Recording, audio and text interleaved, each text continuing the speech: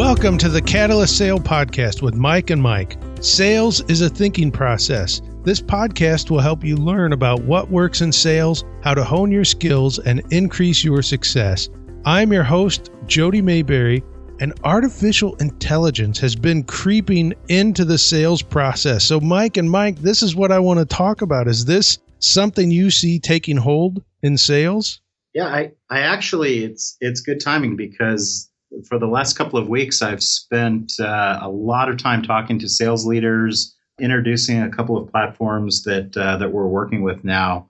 We headed into a couple of these projects with our normal thought process, which is, wow, we really like what these products do. We can see the value. We understand how a salesperson can certainly increase, their competency levels when it comes to communication, all those things. And again, as you know from all of our discussions, we're really big on this whole idea of having a thinking process. It really struck me this last couple of weeks when I've talked to people that I'm not sure everybody's embracing that idea that sales should be a thinking process. And we'll get into that today and talk about some examples of tools and things that are being developed out there today that on the surface might sound like a great idea to improve effectiveness. But when I hear the underpinnings of what's driving the desire to buy some of these tools or invest in some of these tools, I'm wondering if we're thinking that AI is going to be the thing that either replaces the salesperson, which that's been a topic of discussion for a long time, that there's always going to be something that's going to replace us. But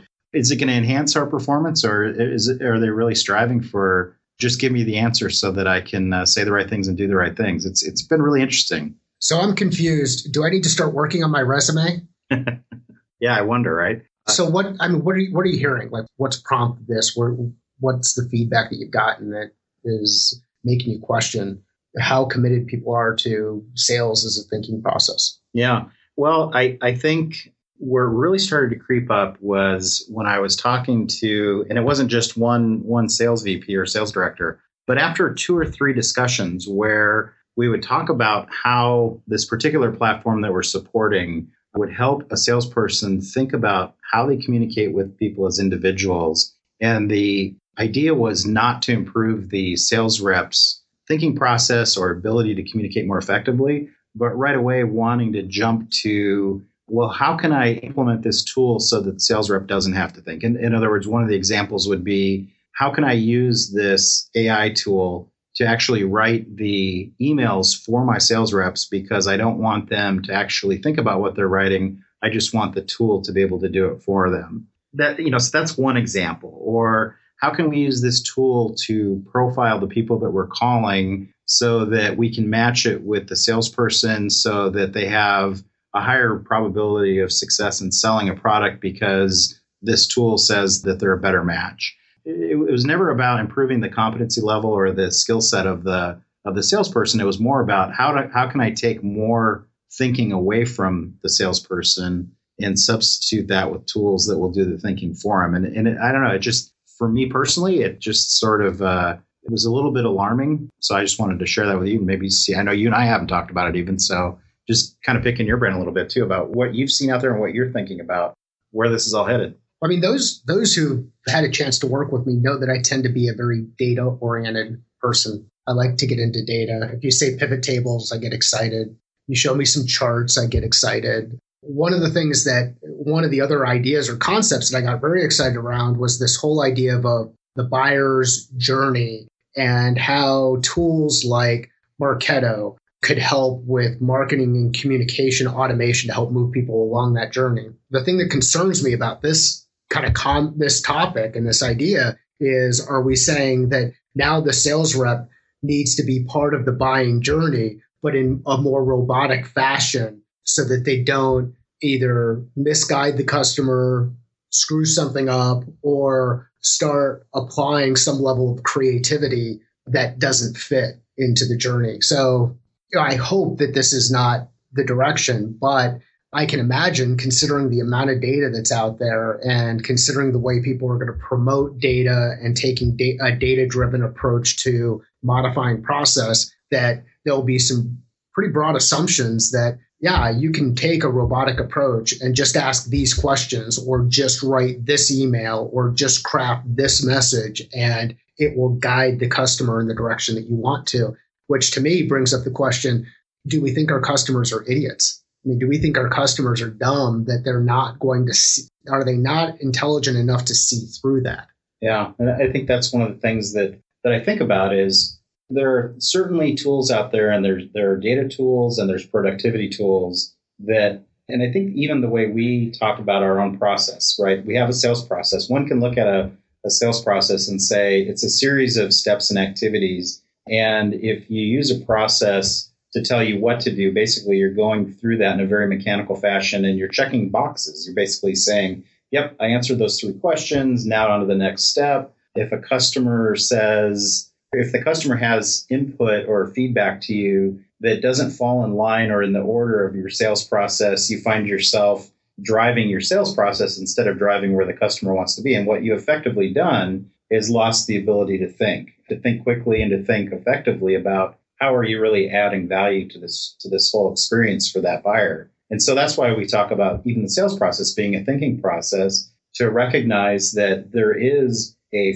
flow in the way that you manage opportunity that will hopefully make it the best possible experience for your buyer, but it'll also incorporate some efficiency and some thinking that is intended to really maximize your time so that you're devoting your time in the right places, and then also providing a higher level of success. So you want to maximize that time, and you want to devote that time where you think you can have your most positive result. And so it's a nuanced kind of thing, but at the end of the day, for example, we don't adhere to our own process to the point where if we're in the qualification phase and we find that the customer is saying, I'm really ready to implement this, send me the agreement, we don't call a timeout and say, well, wait a second, we still have 3 more steps to go through here, buddy. So let's go through the fit and feasibility and all these other things before I can talk to you about doing a contract. I mean, that's ridiculous, right? We're never going to tell somebody, no, that's not how it works around here. So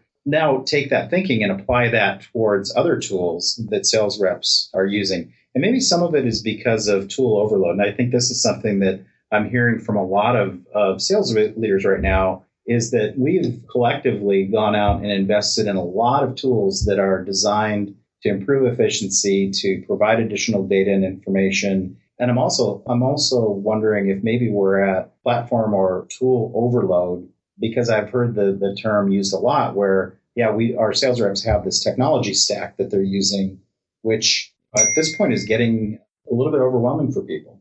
Yeah, it's really kind of interesting. I mean, we made this transition from looking at sales as sales and technology as technology, but now you're getting that overlap of talking about a sales stack. Now, that may be because some of the companies that we're talking with are more technically oriented, they're startup oriented, they may be more nimble when it comes to technology. They may be created by organizations who are founders who have a background in technology. But I do think it's funny to hear the sales stack. It might be interesting just to hear from those who are listening to this, those in the audience, what are some of the tools that you're using today? And how are those applying into your job? And ones that we hear and see most often are things like LinkedIn Sales Navigator is a big one. Back when I was growing up in the role, it was Jigsaw and Hoovers, and now it's data.com. Yeah, data.com. So there's tons of tools out there, right? And we subscribe to a lot of them. But at the end of the day, is that replacing the focus that I think you need as a salesperson? And I've also talked to salespeople, and even our own sales team, which tools are helping you think, and which are helping you manage opportunity better, and which ones are becoming basically a job in themselves to manage, or a job in themselves to leverage the value from. Because the other thing I'm seeing is that even if you do have something that you believe will help a salesperson, the resistance to adding yet another tool to the mix, it seems like we're at that threshold now where even with sales reps that I work with on a daily basis and I show them something that I think could add value, you have to have that breakthrough with them right out of the gate to say, this is worth your time to take a look at, because the immediate reaction is, I have so many tools right now that I have to work with, some of which are helping me and some of them that aren't. You have to have a breakthrough there to even get their mind share to think about why it's important, which then kind of is related to what I'm talking about, which is they're not even recognizing where a thinking tool can help them anymore. What they're asking is, well, what is it going to do for me so I don't have to do something? What is it going to write my emails for me? Is it going to connect me with the right people? Is it going to somehow magically, all this stuff is going to make my life so much easier that anybody can be in sales? And I think that's the thing I'm concerned about is I don't see tools replacing the key parts of what a salesperson really does. And the activity that the people that you connect, the opportunity you identify, things like that come from conversations between people. And I guess I'm skeptical, and maybe it's because I'm in the age group. Using LinkedIn as an example, they're having Bring Your Parents to Work Day. I'm no longer on it used to be Bring Your Kid to Work Day, and now I'm recognizing that I'm older than most of the parents that go to the Bring Your Parent to LinkedIn Day, which for the last few days, as LinkedIn has promoted that, has been a wake-up call for me to be like, holy crap, when did I fall on that end of the equation? But so maybe it's a sign of my age, but I also would say, and for anybody that's been in sales for a long time, I would also say it's never been easier to be in enterprise sales. When I think back to the tools that we had and the way that we made contact with people, if I could take people today that are complaining about how hard it is to be in enterprise sales, and I'm talking about an early career kind of person, and plug them into what we really had to do to connect with people and make things happen, I think they would be absolutely floored of what we used to have to do. So from one perspective, I would say it's never been easier to be an enterprise salesperson because you have so much data and information that you can work with. But if you remove the thinking aspect of what that looks like and you just rely on those tools, I think we're going to be like the cashier that can't give you your change back at the grocery store because that machine tells them exactly what to do. And you see it every day. How many people are really even thinking about what they're doing, even in a cashier role? They don't think about what they're doing anymore. And anyhow, I could rant for a while, but yeah, and I had a conversation recently with an educator who was talking about this. One of the challenges with communications at the student level, and the example that she gave, she said that she got a text message from someone that she's an advisor to school. She got a text message from a student. The student said, "I need a new class." That was the extent of the text message. And this person didn't know she wasn't sure which student this was coming from. She didn't know what kind of class the student was looking for. Yet in that mentality of, hey, I'm just giving information and expecting someone to help me, she's now got a student who's frustrated because she doesn't know how to respond other than, who is this? Can you give me a little bit more information? And basic questions, the same ones we talk about. Who are you? What are you looking for? Why are you looking for that? When do you need to do it? What are your schedule requirements? And there's so many different components that go into it. But what ends up happening in this scenario is, one of the questions I have is, are we creating tools that make it easier for people to look like they know what they're doing, but ultimately don't have the technical capacity or the background behind to be able to make effective decisions when they're challenged either by the customer or in their role? So it's great that you can create this template that goes out and moves the customer down the process. But what happens when the customer asks a question back? So, and there's a lot of risk here, and in leveraging these tools, and there's always new tools. I mean, I think about just the communication tools that we've used in different organizations that we were part of, whether it was Yammer for a period of time or HipChat and then Slack. And I don't know what the next one's going to be. We use Google Docs to help with collaboration. And there's all of these tools that are out there. Some will be determined effective. Some will be deemed as ineffective. See, those are good examples because we're in a half a dozen different Slack instances every day with different companies and different teams that we work with. And I can see a thinking team that is figuring out, how do I leverage Slack to be an effective tool to help us foster communication and collaboration? And then I see other instances where it's delivering absolutely, not only delivering value, it's creating such a distraction and chaos inside of a team that figures, well, participation is great. We're in here just collaborating away every day. Well, we're not moving things forward. And it becomes a tool that's actually working against you. And I don't know if that falls in the AI category, but it does fall in the category of these tools that we put in place. If you don't have some thinking behind, why is it important? How is it adding strategic value? How is it making you better as a contributing member of a team and things like that? These things can go off the rails so quickly that they become completely counterproductive. Yeah. Mike, you have talked about the risks involved in putting artificial intelligence into the sales process. And you have a very deliberate process that you use. We've talked about it throughout episodes of this show. How do you know when artificial intelligence or a new tool is right to introduce into your process? Awesome question, Jody. The first thing we do is we start testing it.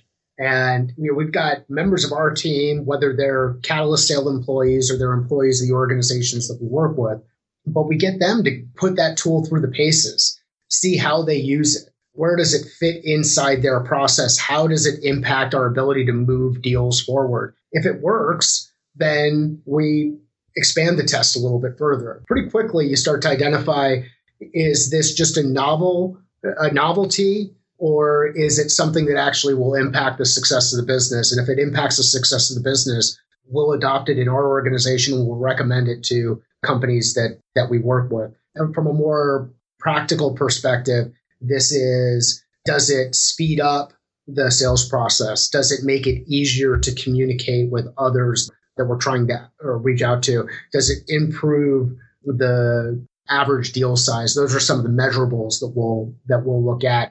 But then the direct feedback from the team on how they apply those tools is really important to us. So another thing that I really look at is, are there tools and solutions, or when I'm evaluating them, are there tools and solutions that replace non-value or non-thinking activities, redundant tasks, or things that are just going to take up a salesperson's day? If I can save a salesperson's time so that they don't have to do a manual task and they can devote that time to talking to people and having effective communication, those are the things that resonate with me. But if it crosses the line where it's going to replace the thinking of the salesperson, because now all of a sudden, instead of having 20 quality conversations with a customer every day, and now we've extrapolated the data and said, well, now a sales rep can handle 1,000 leads because the data is saying, here's what we should do, and the tools are replacing some of that thinking process, then that's where I start to really get concerned. I think it comes back to two things that we've been focused on within our team here recently, which are generating revenue and improving focus, or cutting down on the noise. So if the tool aligns with the ability to help support generating revenue or can minimize the amount of noise in the rep's workday, it's a good thing. Mike, is there a tool or technology that you've come across recently that does artificial intelligence well? Well, the one that's top of mind for me and something that I think it may not be sales related, but it's certainly something that maybe a few of us have in our homes is I took advantage of the mid-year Amazon sale and I ended up getting an Amazon Echo. And so we invited Alexa into our home. And I'm fascinated by it because it's definitely leveraging AI technology and a lot of other things to really become a productivity tool inside of your home. And there's all kinds of things you can do with that. And it's continuing to learn and as it improves. But it's also been interesting to see what its limitations are. So I have a 3-year-old grandson. He's thrilled that he can ask Alexa what the weather is. It's his birthday every day because he asks her to sing happy birthday to him, all those things. And so it can do some of the rote tasks. But it's interesting to see how it actually works when you start asking it questions beyond utility type questions. So I can play songs, I can turn on lights, I can turn off lights. But a couple of things I've noticed from Alexa, one, she has absolutely no personality, which drives me nuts. I would like her to learn that she lives in a house full of characters that have maybe an off sense of humor, but she has no personality, but also really doesn't return valid information a lot of the time. And I realize it's an emerging technology and it's being developed. But when I think about Alexa and I think about that platform, if that's the quality of the experience for somebody that's trying to solve a problem in a business, I think we've got a ways to go before AI is actually going to replace the salesperson. And so may not be directly related, but I think that's really where we're at with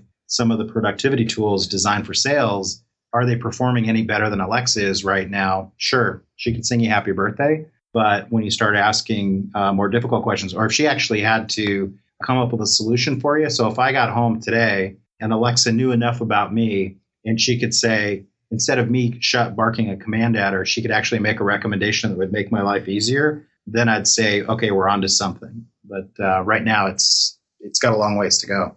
Yeah, Alexa is definitely not like what you see in those IBM Watson commercials. So I know one of the frustrating things in our house is when you ask Alexa to do something and the response is, I did not understand that question. So Alexa's got a long way to go. AI's got a way to go. We're optimistic about the technology and the capabilities and the amount of data that you can go through to create actionable items. But at this point, it does not replace the value of looking at sales as a thinking process.